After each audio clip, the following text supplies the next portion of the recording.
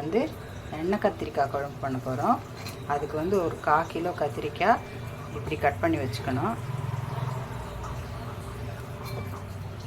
ஒரு வெங்காயம், ஒரு தக்காளி, புளி கொஞ்சமாக சின்ன கஷ்ணம், இந்த 2 கொட்டைக்கு புளி வச்சு நல்லா மைய மாதிரி அரைச்சி வச்சுக்கணும்.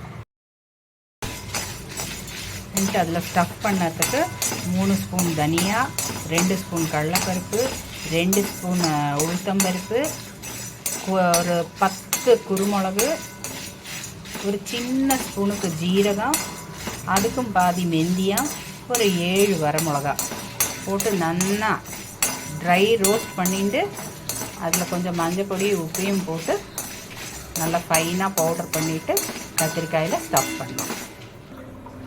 பாருங்க, ட்ரை ரோஸ்ட் பண்ணியிருந்த எல்லாத்தையுமே சூடாறினதுக்கப்புறம் மிக்சியில் போட்டு நல்லா இது மாதிரி பவுடர் பண்ணிவிட்டு கத்திரிக்காயில் ஸ்டஃப் பண்ணி வச்சுருக்கேன். இப்போ கடாயில் எண்ணெய் விட்டு கடுகு தாளிச்சிருக்கேன். கடுகு நல்லா பொரியறது. அந்த சமயத்தில் கொஞ்சம் கருவேப்பிலை,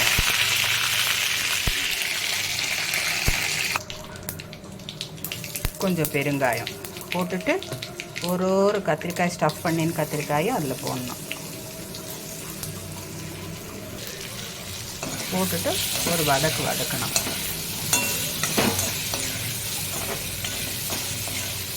எண்ணெயில் வதங்கினதுக்கப்புறமா இந்த பேலன்ஸ் இருக்கிற பொடியை அதில் சேர்த்துண்டுடணும். சேர்த்துட்டு இந்த அரைச்சி விட்டால் தக்காளி வெங்காயத்தையும் அதில் சேர்த்துண்டுடணும். பாருங்க, நல்லா சேர்த்துண்டாயாச்சு. அப்புறம் வேண்டாம் தண்ணி, கிரேவிக்கு வேண்டாம் தண்ணி கொஞ்சமாக விட்டுக்கணும். விட்டுட்டு ஒரு இலக்கிட்டு மஞ்சள் பொடி உப்பெல்லாம் பொடியிலேயே போட்டிருக்கோம், அதனால இனி போடண்டா. இது அப்படி கொஞ்சம் திக்காகிற வரையும் மூடி வச்சு வேவிக்கணும். சிம்மில் வச்சு வேவிச்சோம்னா நல்லா இருக்கும். பாருங்க, நல்லா வெந்துட்டு எண்ணெய் எல்லாம் பிரிஞ்சு மேலே வந்துடுத்து.